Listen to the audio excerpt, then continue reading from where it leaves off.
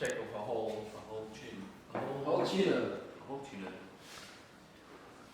So what do we have? We've got tomorrow, we've got vocals, we've got STFD. What vocals do you want to do? Out and about? Or? We can really put all of them down. And if I then take time tomorrow, maybe or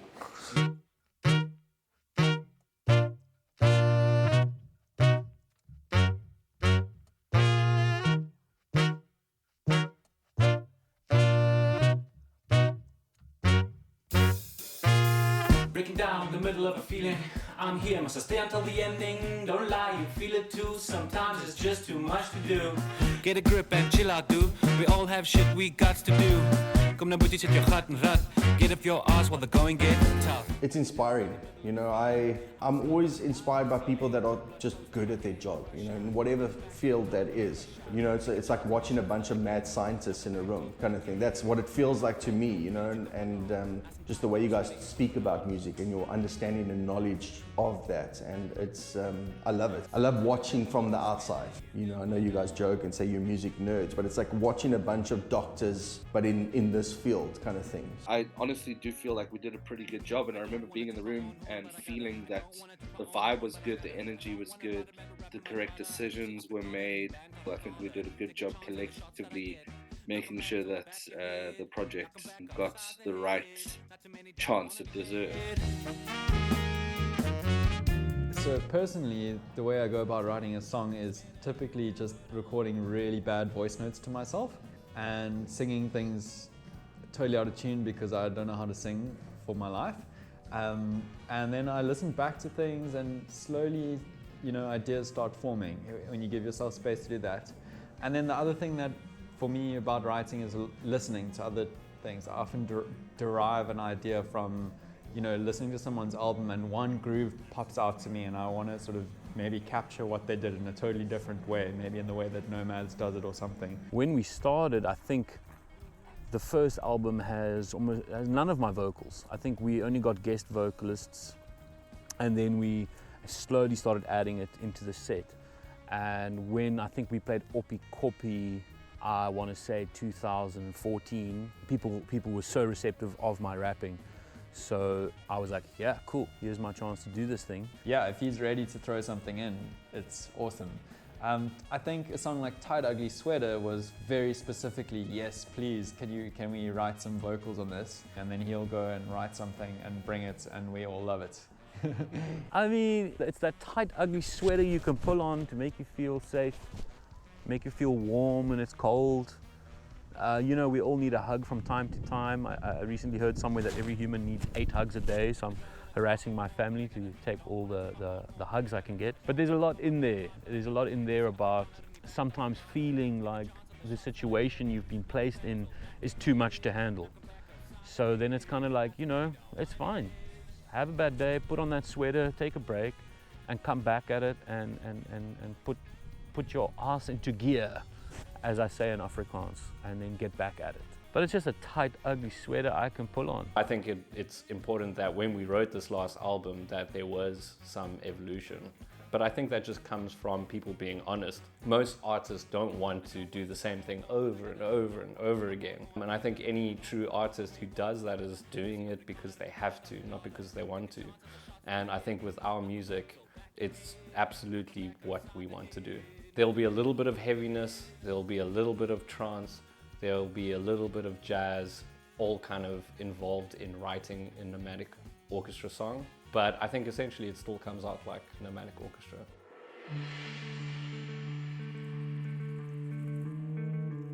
Yeah, so this is a bit of a heavy one. I wrote the song in like October 2020, or could have been September. Yeah, I think October 2020, somewhere around there. It was the time of Navratri, which is like this festival in the Hindu tradition. It's 9 nights dedicated to the goddess. And during that time, there was a lot of news about like gender-based violence, and that was also the year of that Uyinene case that happened at the Claremont post office. And, you know, I think that theme was on my mind a lot, of how women are treated, but, you know, there's these festivals which glorify women, and how these two things can exist in the same space. So Crown the Queen, that melody is just like trancey and contemplative. I think that's kind of what came to mind. And you know, there is that essence of obviously trance in terms of EDM, but trance in terms of traditional spaces and like actually like losing yourself in something. Yeah, Crown the Queen is just an abstract expression of all of those ideas. Crown the Queen just has the sincerity and truth to the concept without any words. So the context kind of speaks through just the notes without there being anything. That for me, the more it's gone on, it's sort of like it's got this energy and this life about it. Yeah, I don't know, there's just something special about that song live as well. There's just something, and I sort of see it in a movie. And Crown the Queen was one that really, like the beats in that and the tempo changes and everything in that, I think would make for really amazing and possibly even abstract animation, something that maybe doesn't even feature figurative character. I just think the song is beautiful. My favorite song on the album is probably Crown the Queen. I think that's my favorite tune. All you bastards only decided to give me one solo on the album, so that's my favorite song. Apart from that, I think there's a trancey element to that song, and we play it later on in the set, and I think it's later on in the album as well. And we've kind of dragged people through this, a whole range of emotions, and we finally land up in this place with Crown the Queen where it's quite dark. And like through that darkness, we find like this hard-hitting, like 4 on the floor pulse. And I think that makes people feel like a little bit feral. Yeah, and I like that. I dig it. And I get a solo.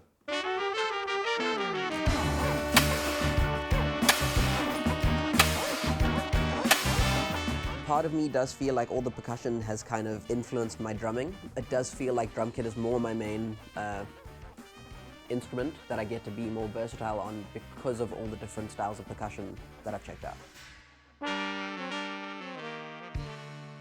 Yeah. That first melody is kind of everything. That was just a thing I wanted cycling.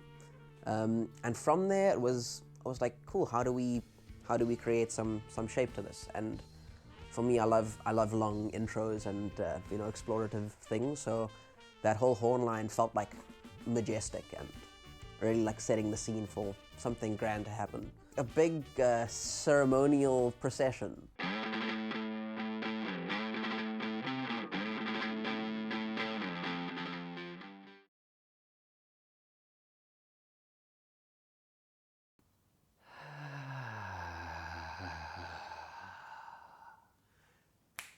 I think it serves its purpose in the album. It's a bit erratic and it breaks kind of our cardinal rule of making something dance consistently even when there's a break. So we can flip the beat on its head and turn it around, and that's kind of been a no-no, and it was something that I wanted to challenge in that song was, can I be myself? Which is erratic musically. There's a whole bunch of things that I want to add in. And I kind of just entertained that for a little bit in that tune.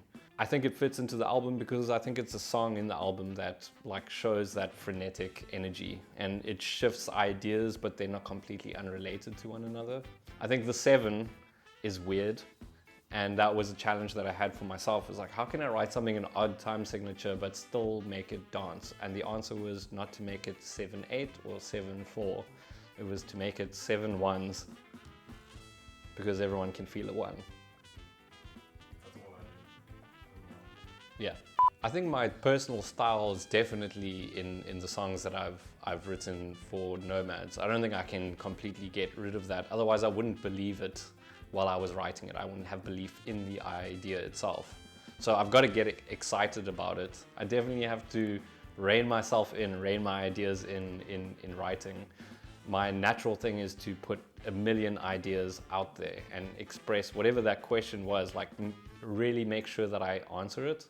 Often like one thing leads to the next thing, leads to the next thing, leads to the next thing, and I kind of want to sandwich those things all in together. Matt writes these ridiculous melodies and challenges us to learn them, and then he also realizes, okay, maybe that doesn't work for saxophone, maybe he's got to top and tail it a bit. But the main rules for me has always been The main writer brings the idea, whatever format that main idea is. They are the MD or the musical director for that tune.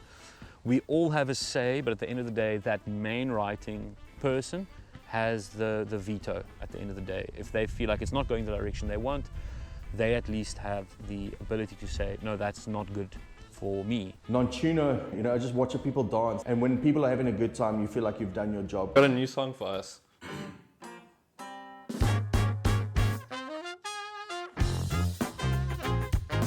Yes You Can is one of our harder tracks that we ever recorded. It's quite a heavy song and it's quite a politically and personally emotional song for me.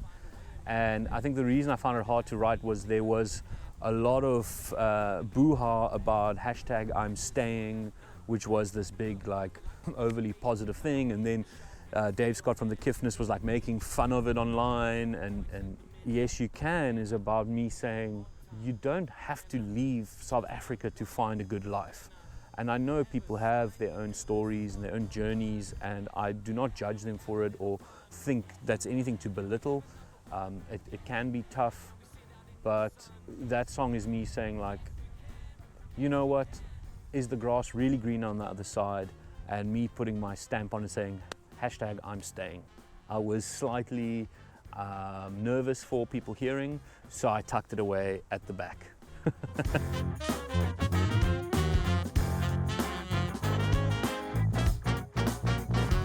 Absolutely.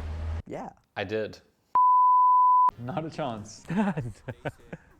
No, I definitely wouldn't. I'm very happy that I found my way into this band, and I thank all of the founding members who went through some time at UCT building this band. It is funny to know that none of us are founding members in the band, but I also think that is a cool aspect of it. I do think it's a special thing that the band has an energy greater than the individuals in it, and it might well, I'd always joke, like, if one day I can replace myself with a young saxophone player and rapper, that would be rad if I'm too old to do it. And I'd like to thank, you know, Tim Hutchinson, Daniel Miller, Angus Warden, all these people that started the band and were in there. And they all have a special place in my heart. And I would like to one day have a massive party when we get all 25 odd of these people onto stage with us and play a banging gig where everyone comes up. I think that would be really special. I would like to get to the point where we can put out another album, or you know, an album's worth of singles. I mean, like what's necessary is up to anyone's guess these days. For me, you record an album, it'll stand the test of time, you know, and you stay true to who you are as an artist. My sort of stance on all of these things is like, make the best album you can make. Put the best product possible out, and then once you've done that, have some fun with it.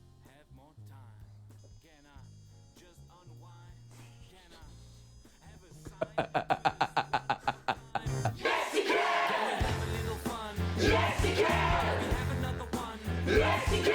Can we sit out in the sun? Yes, you can! Yes, you can! Yes, you can! Can we have a little fun?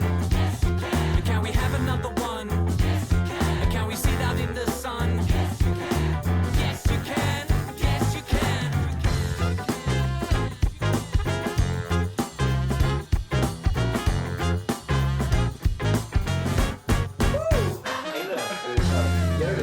What's your ring? Very nice. Very nice job.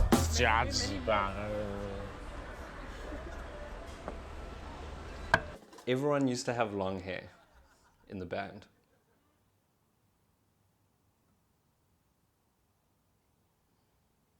Goodbye.